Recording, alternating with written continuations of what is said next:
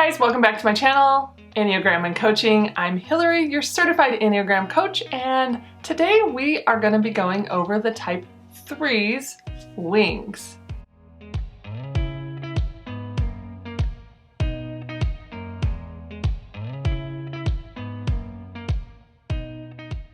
Alright guys, so today, like I said, we're going to be going over the wings of a type 3.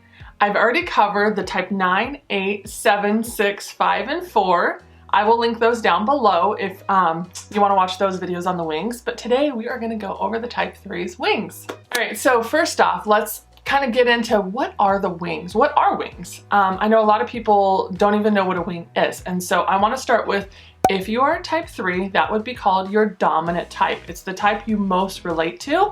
And then your wings would be the numbers on either side of your dominant type, which for a 3 would be a 3-wing 2 and also a 3-wing 4. Those would be your wings. You can't be any other wing if you are a dominant type 3 or just a type 3.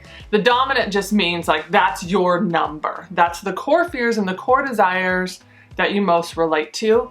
And another way to look at it is the wings could be the salt and pepper to your type. So if you're a type 3, you might use a little type 2, little salt, little type 4, a little pepper, or those can be reversed. They say you could be balanced in your wings. You can use both. You can only use one.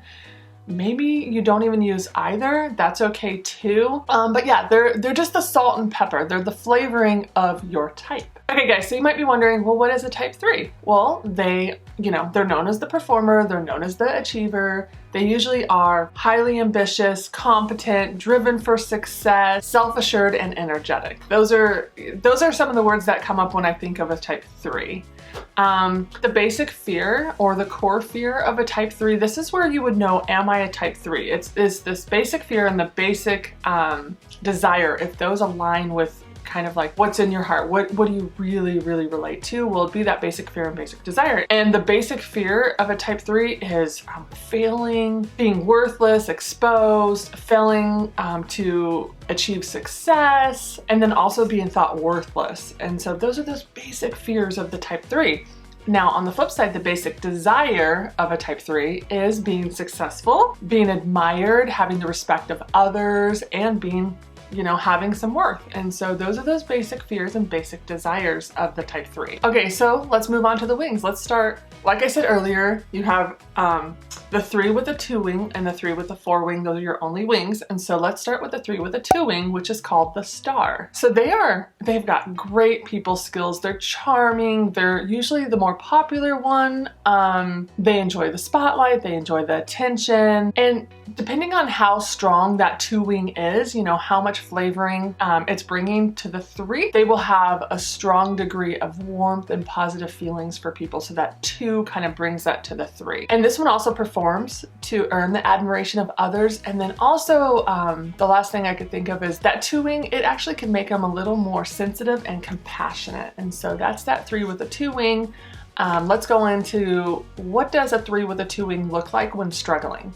Well, they can be extremely competitive. Comparison can be a really big issue. They will, when struggling, they will really find themselves comparing themselves to others, comparing their successes to others. That will cause them to just really struggle because that core fear in them is failing and not being good enough. And so they also can start to look somewhat narcissistic when struggling, and then also they tend to start bragging about their accomplishments to gain the attention and admiration of others. And the last thing for a 3 with a 2-wing when struggling, they can actually become insecure about how others, mainly their family, start to reflect on them. And so that could be when they're struggling, that insecurity will bubble up. Okay, so let's move on to the inspiring qualities of the 3-wing 2. They are immediately able to see exactly how to make others feel special, and they are really inspiring to others. They inspire others to keep moving, going forward, trying again, keep doing things.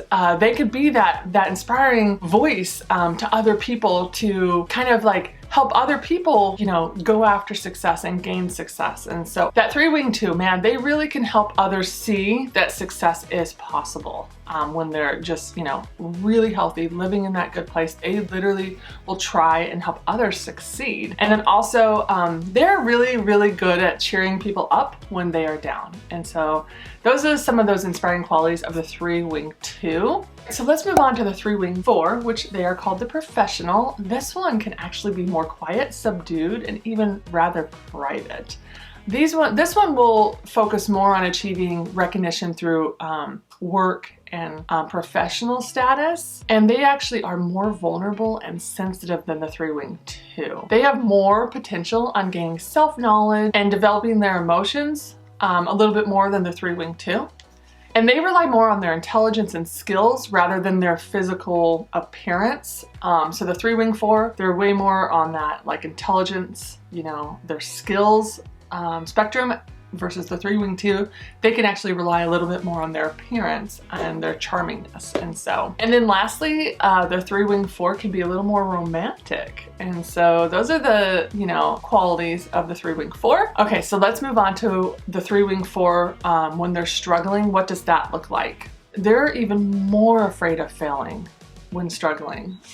If you could, you know, think that that's possible, yes, they are even more afraid of failing, and they have a stronger need for others to recognize their accomplishments, and this leads them to kind of dazzle people and embellish the truth a little while promoting their accomplishments. And so again, that's when they're struggling. And then also they can also come off a bit arrogant as they're struggling. That's something to be looking for in that type 3-wing 4, and maybe just the type 3 in general. They could start to come off arrogant. That means that's like a red flag of like, okay, are they struggling and why are they struggling? And they'll start to face a lot of self-doubt in stressful circumstances.